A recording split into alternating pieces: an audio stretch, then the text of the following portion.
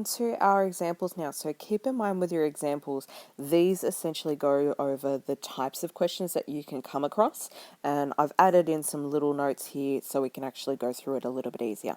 So one of the types of questions that you'll have is, it will state this, show the result. So tell me what it equals when I apply, or when I do this to both sides, so to this side and to this side. So it says that I'm plussing 2, which means I plus 2 to my right, so my left-hand side, and I plus 2 to my right-hand side.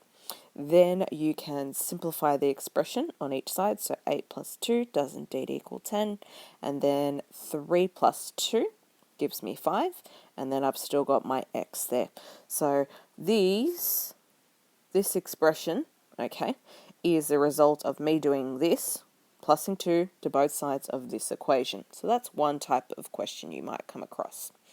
The next one, you are creating an equivalent expression. So equivalent means that it is the exact same. It might just be a bit bigger, a bit smaller, but equivalent means I can easily compare them. So for this one, it says we want to find what happens when we multiply both sides by 3. So that's what we're doing in this section here. We're multiplying by 3. And then the next part says that we are subtracting 4. So the next part we do is subtract 4. So let's go through our actual question. Let's go through our example. So I start off with 6m equals 12. So again, remember what I do to one side, I have to do the other side as well. So I multiply by 3 on both sides, and I end up with 18m equals 36. Then I subtract 4 on both sides, and I simplify it. So here is my answer.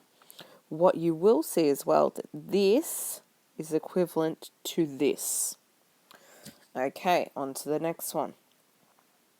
So for C, the thing with this type of question, when it says show that this pair of equations are equivalent by stating the operation used, basically you're telling me how to get there. So how do I get from this equation, A, to this equation, B? So what have I done? We're looking for something. We're looking for a plus, we're looking for a minus, a times, or a divide. So how have I gotten there? So both equations have 5p, so I haven't done anything to that.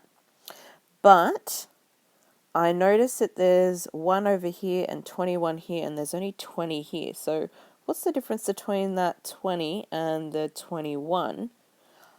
If I take away minus 1 to both sides, which is exactly what I've done here, I end up with my equivalent expression here.